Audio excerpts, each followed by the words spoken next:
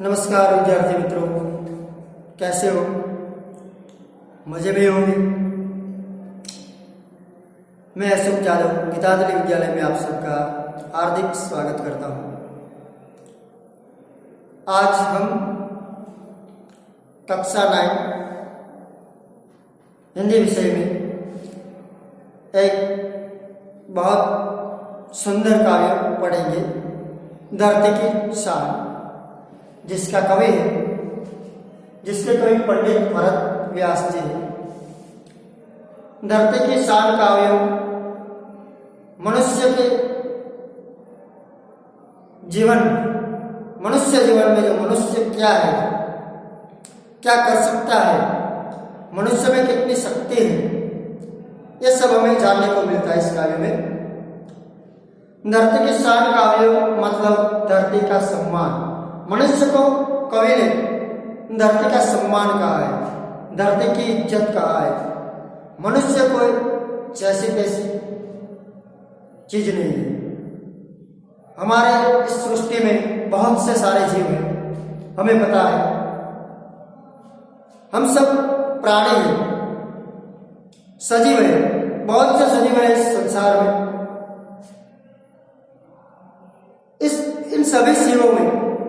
इन सभी जीवों में मनुष्य एक बड़ा अजीब जीव है। मनुष्य में बुद्धि है, मनुष्य में वाणी है। वाणी और बुद्धि से वो सब कुछ कर सकता है। भगवान ने इस सृष्टि में बहुत से जीव बनाए, उन्हें मनुष्य भी बनाया। तो मनुष्य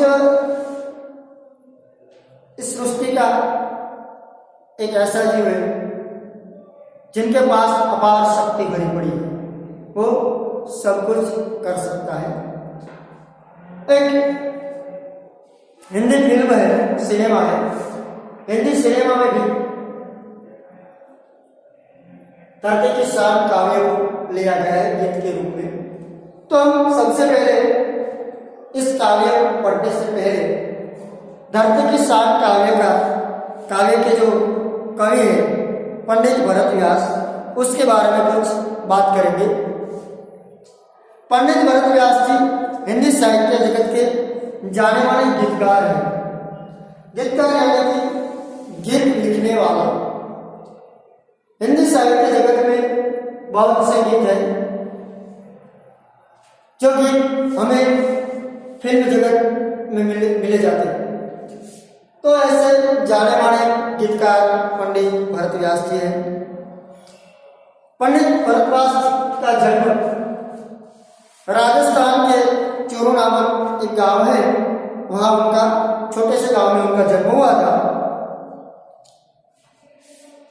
पंडित भरत व्यास जी ने बहुत से काव्यों की रचना की है और उनकी सभी रचनाएं, उनके सभी काव्य वो गीत प्रकार के हैं, गीत काव्य लिखे हैं उन्होंने। भरत व्यास जी ने जो भी काव्य लिखे हैं वो गीत के रूप में लिखे हैं। भरत व्यास जी ने जो भी रचनाएं की है वो हिंदी फिल्म में भी गाए जाते हैं। जो सिनेमा जगत में जो फिल्म होती है, उस फिल्म में जो गाने आते हैं, उस गाने के रूप में भरत व्यास जी की काव्यों को गाया जाता है। विभिन्न मानव मूल्यों की बात कवि अपने गीत में करते हैं, अपने काव्यों में। यह था परिचय पंडित भरत व्यास का कि जिन्होंने हिंदी साहित्य में गीत काव्य लिखे हैं और उनके गीत काव्यों में मानव मूल्यों को प्रस्तावित किया है उन्होंने। अब हम बात करेंगे धरती की शान काव्य। तो जिसका गला सुंदर हो, मीठा हो, कंठ अच्छा हो, वो इस काव्य को बहुत अच्छी तरह से गा सकेंगे, क्योंकि गाने को मन करता है। ये काव्य ही कुछ ऐसा है। पंडित भरत व्यास जी ने वो काव्य ऐसा बनाया है, गीत ऐसा बनाया है। तो मैं गाने का प्रयास करता हूं, जो कि मैं गाता नहीं हूं। हाँ, गुनगुनाता जरूर, गाता नहीं। गाना और गुनगुना में फर्क होता है। जो जाहिर में सबके सामने गाते हैं उसको गाया जाता है कहते हैं, लेकिन अकेले अकेले को गाते हैं उसे गुनगुनाया कहते हैं। तो मैं गुनगुनाता जरूर, लेकिन कभी कहीं भी मैंने गाया नहीं। लेकिन आज मैं इस वीडियो के माध्यम से आपके समक्ष दर्द के साथ गाने का प्रयत्न करता हूँ। हो सकता है कहीं कोई गलती भी हो तो कृपया क्षमा कीजिए, और जो मैं गाने का प्रयास करता हूँ उसको ध्यान से सुनिएगा। सबसे पहले हम काव्य गान करेंगे। धरती की शान तू, भारत की संतान, तेरे मुट्ठियों में बंद तूफान है रे। मनुष्य तू बड़ा महान है, मनुष्य तू बड़ा महान है। तू जो चाहे पर्वत पहाड़ों को फोड़ दे, तू जो चाहे नदियों के मुख को भी मोड़ दे। तू जो चाहे माटी से अमृत निचोड़ दे, तू जो चाहे धरती को अंबर से जोड़ दे। अमर तेरे प्राण, अमर तेरे प्राण मिला तुझको वरदान, तेरे आत्मा में स्वयं भगवान है रे। मनुष्य तू बड़ा महान है, मनुष्य तू बड़ा महान है। नैनों में ज्वाल तेरे, गति में भूचाल तेरे, छाती में छिपा महाकाल है। पृथ्वी के लाल तेरा हिमगिरी सा भाल, तेरे भ्रुकुटी में तांडव का ताल है। निजको तू जान, निजको तू जान जरा, शक्ति पहचान, तेरे वाणी में युग का आह्वान है रे। मनुष्य तू बड़ा महान है, मनुष्य तू बड़ा महान है। धरती सारीर तू है, अग्नि सावीर, तू जो चाहे तो काल को भी थाम ले। पापों का प्रलय के पछता का शीश झुके, तू जो अगर हिम्मत से थाम ले। है गुरुसगतिमान, है गुरुसमतिमान, पवन सगतिमान, तेरी नभ से भी ऊंची उड़ान है रे। मनुष्य तू बड़ा महान है, मनुष्य तू बड़ा महान है। धरती की शान तू, भारत की संतान, तेरे मुट्ठियों में बंद तूफान है रे। मनुष्य तू बड़ा महान है, मनुष्य तू बड़ा महान है। तो मित्रों, मैंने इस काव्य को गाने की कोशिश की है। शायद अच्छा गाया या बुरा गाया पता नहीं, लेकिन मैंने आपको गाने को आप गा सके, आपको प्रेरित करने के लिए मैंने ये गीत गाया है, काव्य गाया है। तो काव्य गान करने के बाद अब हम इस काव्य का भावार्थ समझेंगे। तो पंडित भरत व्यास जी ने इस काव्य में धरती की शान यानी कि धरती का सम्मान जिसे बताया है वो और कोई नहीं पर मनुष्य है। तो हम काव्य का भावार्थ समझते हैं। धरती की शान तू, भारत की संतान, तेरे मुट्ठियों में बंद तूफान है। मनुष्य तू बड़ा महान है।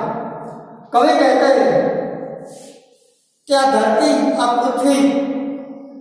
आ पृथ्वीનું સન્માન છે, આ પૃથ્વીની તું શાન છે। મનુષ્યને કહે છે કે હે મનુષ્ય, તું આ પૃથ્વીને, આ સમગ્ર સૃષ્ટિ, આ ધરતી એની તું એક ઇજ્જત છો, એક શાન છો, એક સન્માન છો। અને એ સન્માન માત્ર ભારતના મનુષ્યને આપવામાં આવ્યું છે। કોને આપવામાં આવ્યું છે? ભારતના મનુષ્યને। तो कवि कहते हैं भारत की संतान है। तो भारत के संतान जो मनुष्य है, भारत में पैदा हुआ जो मनुष्य है, उसको इस धरती की शान माना है कवि ने। और कवि ने कहा है, भारत के मनुष्य को कहा है कि तेरी मुट्ठी, अगर तुम मुट्ठी खोल दे तो उसमें तूफान आ जाएगा, तेरे में इतनी ताकत भरी पड़ी है। कवि ने मनुष्य में कितनी ताकत है उनकी मुट्ठी में, अगर मनुष्य तो मुट्ठी खोल दे तो तेरी मुट्ठी से क्या होता है? तूफान आ जाता है, ऐसा कवि कहते हैं। तू जो चाहे पर्वत पहाड़ों को तोड़ दे। हे मनुष्य, तू अगर चाहे तो बड़े से बड़ा पहाड़ हो, बड़े से बड़ा पर्वत हो, तो उसे भी तोड़ सकता है, फोड़ सकता है। तेरे पास शक्ति भरी पड़ी है। तू जो चाहे नदियों के मुख को भी मोड़ दे। कभी कहते हैं, हे मनुष्य, तू अगर चाहे तो नदियां अपना जो मुख लेके जिस प्रवाह में जो नदी बहती है, उस प्रवाह को भी तू मोड़ सकता है। उस प्रवाह को तू मोड़ सकता है कि तेरे में शक्ति भरी है, तो बहुत शक्तिशाली है। भारत के मनुष्य है, भारत की संतान है। उस भारत के मनुष्य को कवि ने अपनी शक्ति पहचानने को कहा है कि तू अपने को पहचान, तेरे में बहुत शक्ति भरी पड़ी है। तू जो चाहे धरती को अंबर से जोड़ दे। ये धरती और अंबर से बहुत बड़ा अंतर है।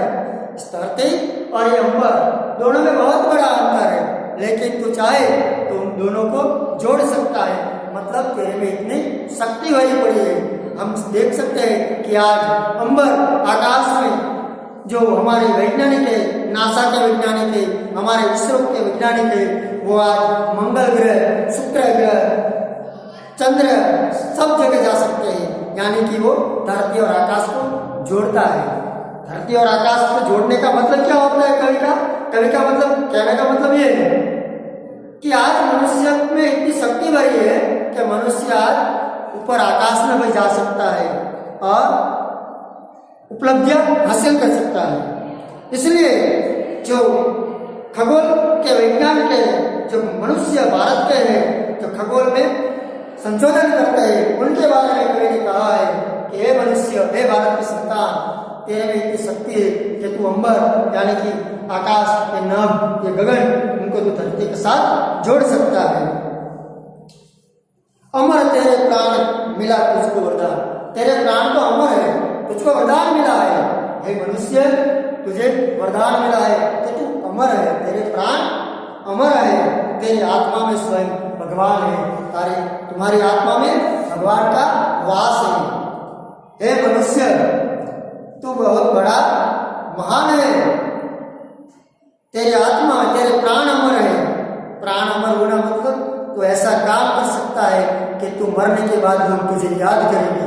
आज हम देखते हैं कि बहुत बड़े वैज्ञानिक हो गए, आज हमारे सामने वो मौजूद नहीं है, लेकिन आज हमें उनको याद करते हैं। क्यों याद करते हैं? क्योंकि उन्होंने कुछ काम ही ऐसा किया है। तो हे मनुष्य, तेरे प्राण अमर है मतलब कि तू ऐसा कुछ काम, ऐसा सब कुछ कर सकता है कि तेरे प्राण अमर हो जाए, तू अमर हो सकता है। तेरी आत्मा में तो खुद भगवान वास करते हैं।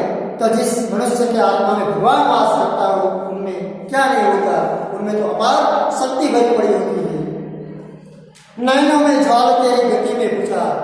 तेरी जो आंखें हैं, तेरी आंखों में ज्वाला भूख रही है। तेरी आंखों में इतनी रोशनी भरी है कि जो अग्नि की ज्वाला होती है, तो अग्नि की ज्वाला जैसी तेरी आंखें हैं। नैनों में ज्वाला तेरी गति में बुझा। और जब चलते हैं, हे मनुष्य, तो जब चलता है तो भूकंप आ जाता है, भूचाल आ जाता है। इतनी शक्ति तेरे में भरी पड़ी है। मनुष्य की आंखें ज्वाला से भरी पड़ी हुई है, और जब मनुष्य चलता है तो भूकंप आ जाता है। तेरी छाती में छिपा महाकाल यानी कि भगवान शंकर। हे मनुष्य, तुम्हारी छाती में स्वयं महाकाल बसे हुए हैं। तुम्हें डरने की जरूरत नहीं है। तेरी आंखों में भूचाल है, और तेरी आंखों में ज्वाला है, तेरी चाल में भूचाल है। तो हे मनुष्य, तू सब कुछ कर सकता है। बहुत सारी शक्तियां तुझमें भरी पड़ी है। पृथ्वी के लाल तेरा हिमगिरी सा बाल। हिमगिरी मतलब हिमालय। हम साथ के शब्दार्थ में समझेंगे। शान मतलब सम्मान, गुजराती में आएगा सम्मान कहेवाय। मोड़ना मतलब वाला, जो धरती का मुख मोड़ सकता है, मतलब पहले फेर सके छे। अंबर मतलब आकाश। ज्वाल मतलब ज्वाला, अग्नि की लाल। भूचाल मतलब भूकंप। हिमगिरी मतलब हिमालय। तो हे मनुष्य,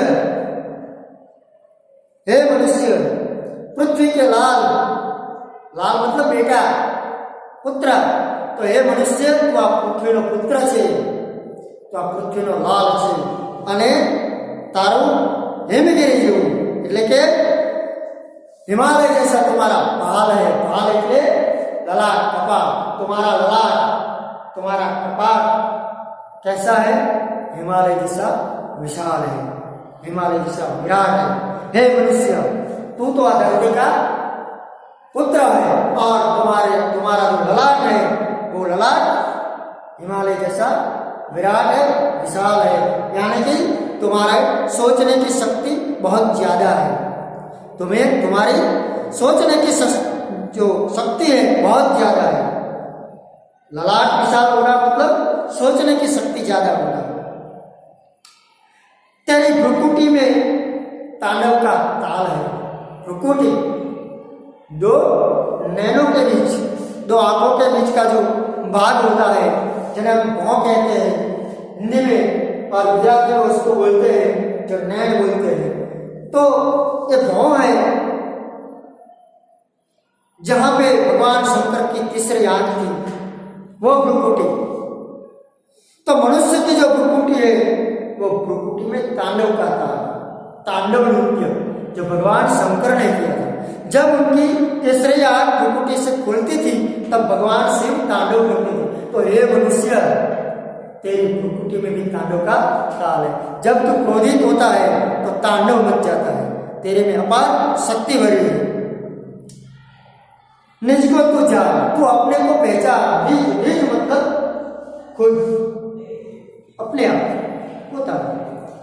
हे मनुष्य, तू अपने को पहचान। अपने को पहचाना मतलब तुम्हारे में जो शक्ति भरी पड़ी है उस शक्ति का तू सदुपयोग कर, उसका तू सदुपयोग कर। हमारे में बहुत कुछ शक्तियां होती है लेकिन हम उस शक्ति का उपयोग नहीं करते, उसका प्रयोग नहीं करते। कोई नहीं के कारण सर हम उसका प्रयोग नहीं करते। किसी को नहीं लगता कि हर कोई व्यक्ति होता है उनमें से कुछ ना कुछ शक्तियां, कोई किसी के अंदर चित्रकार की शक्तियां होती है, कोई संगीतकार होता है, कोई कलाकार होता है, कोई ना कोई शक्तियां हमने भगवान ने दी है। लेकिन हमें अपने आप को पहचानने की जरूरत होती है, उस शक्ति को बाहर लाने की जरूरत है। तो ये मनुष्य, तू अपने आप को पहचान, मतलब कि तू अपनी शक्तियां बाहर निकाल, इस शक्तियां का तू प्रयोग कर, उसका उपयोग कर। निज को तू जान, निज को तू जान, जरा शक्ति पहचान। तू अपने आप को पहचान, अपनी शक्ति को पहचान। धरती सा तेरी वाणी में युग का आह्वान है। और जब तू बोलता है हे मनुष्य, तू बोलता है तो उस युग का पुकार होता है, उस युग को पुकारता है। क्या पुकारता है? युग में जो कुछ होने वाला है वो तेरी वाणी से निकलता है। इसलिए कवि कहते हैं तेरी वाणी में युग का आह्वान है। धरती सा देर, तू है अग्नि सा, तेरे में देर, देर यानी कि धीरज, धीर।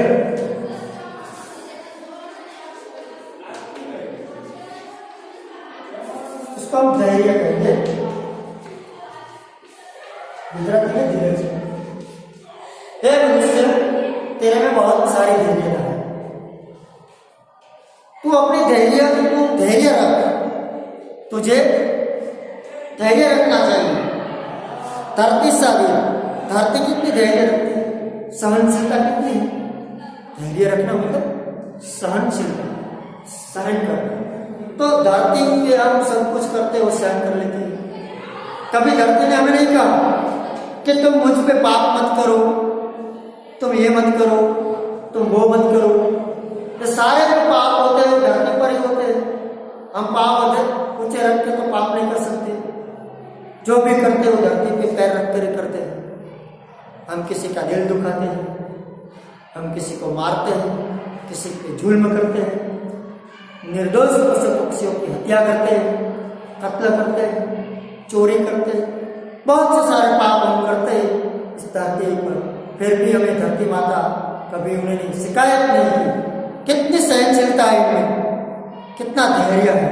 तो हे मनुष्य, तुम्हें धरती के जैसी धैर्यता तुम्हें चाहिए, तुम्हें धैर्य होना चाहिए।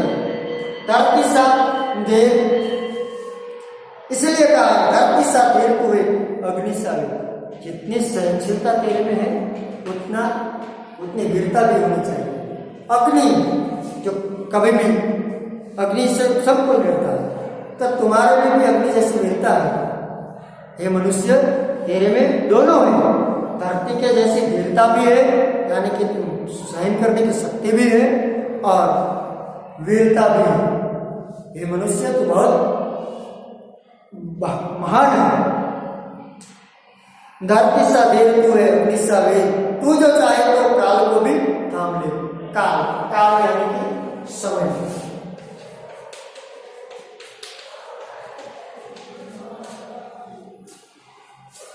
काल मतलब समय, काल बनते। धरती सा धैर्य, अग्नि सा वेग, दोनों है तो। और तू अगर चाहे तो काल को भी थाम ले, समय ने पण रोके ले। समय को भी तू रोक सकता है। थामना मतलब रोकना, थामना मतलब रोकना। तो ये मनुष्य, तेरे में अपार शक्ति है, तू समय को भी रोक सकता है, इतनी तेरे में शक्ति है। पापों का प्रलय होके पशुता का सृष्टि। कवि क्या कहना चाहते हैं कि सृष्टि में, संसार में जहां देखो वहां पाप होता है। पापों का तो प्रलय आ चुका है, बहुत ज्यादा पाप हो रहा है। तो इस पाप के प्रलय को रोकने की कवि बात कहते हैं कि हे मनुष्य, तेरे में सब कुछ है, सहनशीलता भी है और वीरता भी है, बहुत सी सारी तुझमें शक्तियां तुझमें पड़ी है। तो क्या करना चाहिए, शक्ति का उपयोग कैसे करना चाहिए?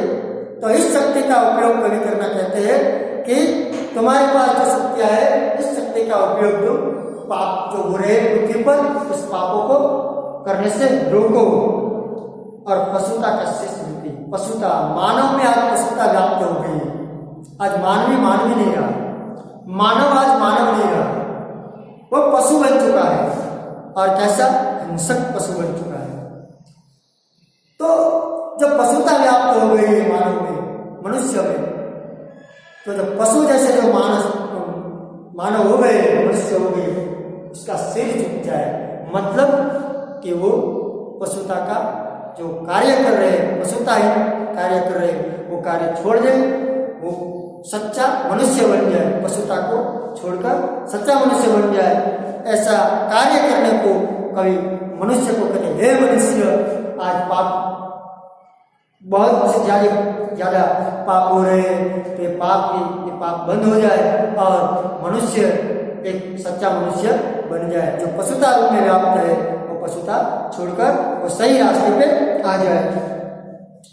तो जो अगर हिम्मत से काम ले, जो तू हिम्मत थी काम ले, तो आज ये पाप છે એ પાપ બધા અટકી જાય અને પશુતા જેવું જે માણસ જીવન જીવે છે એ માણસ પશુતા જેવું જીવન છોડી અને એ આદર્શ મનુષ્ય જેવું જીવન જીવે।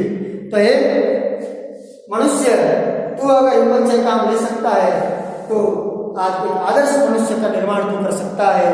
मनुष्य में जो पशुता व्याप्त हो गई उनको छोड़कर मनुष्य आदर्श मनुष्य बनने का, आदर्श जीवन जीने को प्रेरित कर सकता है तुमको। तो जो अगर हिम्मत से काम ले, अगर तो हिम्मत से काम ले तो मनुष्य अपने सही रास्ते पर आ सकता है। गुरु सा मतिमान, मतिमान यानी बुद्धिशाली, मतिमान यानी बहुत बुद्धिमान।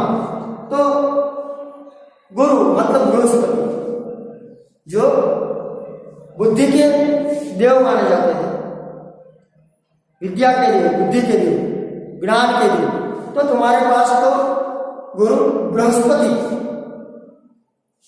जैसा तो बुद्धिमान है, मनुष्य को बुद्धिमान बताया। कैसा बुद्धिमान? बृहस्पति जैसा। और पवन सा गतिमान। और तुम्हारी गति कितनी है? तो पवन जितनी तेज गति मनुष्य जैसी तेज गति भी है, तेरी नभ से भी ऊंची उड़ान है। तो आकाश से भी, अंबर से भी, गगन से भी ऊंचा तू उड़ सकता है। मतलब जो आज हम वैज्ञानिक बने, विमान में उड़ते हैं, वो सब इससे कभी कहते हैं कि हे मनुष्य, तू बहुत बड़ा महान है, तू अंबर से भी ऊंची उड़ान लगा सकता है। तो इस काव्य में कवि पंडित भरत व्यास जी ने मनुष्य को धरती की शान बताया है। मनुष्य की जो मुट्ठी में तूफान है, मनुष्य में पर्वत और पहाड़ों को फोड़ देने की शक्ति भरी है, नदियों का मुख भी मोड़ सकता है मनुष्य। क्या नहीं कर सकता मनुष्य? सब कुछ कर सकता है। मनुष्य जो है वो बहुत शक्तिशाली है, उसके प्राण अमर है, उसको भगवान से वरदान मिला है और उनकी आत्मा में खुद भगवान निवास करता है। मनुष्य की नयनों में ज्वाला भरी पड़ी हुई है और जो मनुष्य चलता है तो उसकी गति में भूचाल आ जाता है। मनुष्य की छाती में महाकाल का निवास है और उनकी जो भ्रुकुटी है, उस भ्रुकुटी से मनुष्य तांडव का ताल कर सकता है, उतनी शक्ति बड़ी है। और अपने को पहचानने की जरूरत है मनुष्य को। वो खुद को जब पहचान लेगा तब उनमें जो सारी शक्तियां भरी है वो खुद ब खुद बाहर आ जाएगी और उसका वो सदुपयोग कर सकेगा। मनुष्य की वाणी में खुद, मनुष्य की जो वाणी है वो वाणी में युग का आह्वान करने की शक्ति है। और मनुष्य कैसा है? धरती के जैसा धीर है, मतलब उनमें सहनशीलता भी है, धैर्यता भी है। और अग्नि जैसा वो वीर, तो अग्नि जैसा जो दूसरों को जला दे उतनी शक्ति भी उनमें है, जलाने की भी शक्ति है और धैर्यता की भी, सहनशीलता की भी उनमें शक्ति है। मनुष्य अगर इच्छा चाहे तो काल को भी थाम सकता है और अगर हिम्मत से काम ले तो सृष्टि में, इस संसार में जो पाप हो रहे हैं, जो पशुता भरी पड़ी है, उनको नष्ट कर सकता है, उनको रोक सकता है। और मनुष्य गुरु यानी कि बृहस्पति जैसा बुद्धिशाली है, बुद्धिमान है, पवन के जैसी उनमें गति भरी है और नभ से भी, आकाश से भी ऊंची वो उड़ान भर सकता है। इस काव्य में, गीत काव्य में कवि पंडित भरत व्यास जी ने मनुष्य की अंदर जो शक्तियां भरी पड़ी है वो शक्तियां को उजागर करने की बात कही है। मनुष्य क्या नहीं कर सकता? सब कुछ कर सकता है। आज हम देखते हैं कि जो मनुष्य जो प्रगति कर रहा है, जो विकास कर रहा है, वो मनुष्य ही कर रहा है। तो उनमें अपार शक्ति है। हमें भी हमारे मन में जो शक्तियां होती है उस शक्तियां को बाहर लाने की जरूरत है। अवश्य हम अपनी शक्तियों का सदुपयोग कर सकेंगे। तो मित्रों, आज की इस गीत काव्य में, धरती की शान काव्य में कवि पंडित भरत व्यास जी ने हमें जो मनुष्य के जीवन की, मनुष्य की जो महत्ता है वो बताई है और हमने वो कविता पढ़ी, कविता का गान भी किया। मुझे आशा है कि आपको इस कविता का गान करने में मजा आई होगी। आप बार बार इस काव्य का गान करेंगे, यानी कि काव्य को एकदम पढ़ के पक्का कर लेंगे। और जो शब्दार्थ मैंने यहाँ लिखे हैं, ऐसे शब्दार्थ टिप्पणियां दी गई है, वो आप एक बार स्वच्छ अक्षर लिखेंगे, उनको पढ़ेंगे और तैयार करेंगे। कहीं भी कोई प्रॉब्लम हो, कुछ समझ में न आया हो तो आप चौकस स्कूल में फोन करेंगे। मैं आपके हर प्रश्न का उत्तर दूंगा और कोई भी प्रश्न हो बिना झिझक के आप अवश्य हमें, यानी कि अपनी जो स्कूल है, स्कूल में फोन करेंगे, हम उसका सॉल्यूशन कर देंगे। तो मित्रों, अब हम आपके पास जाने के लिए छुट्टी मांगते हैं। बाद में हम मिलेंगे, तब तक हमें रजा दीजिए। Thank you.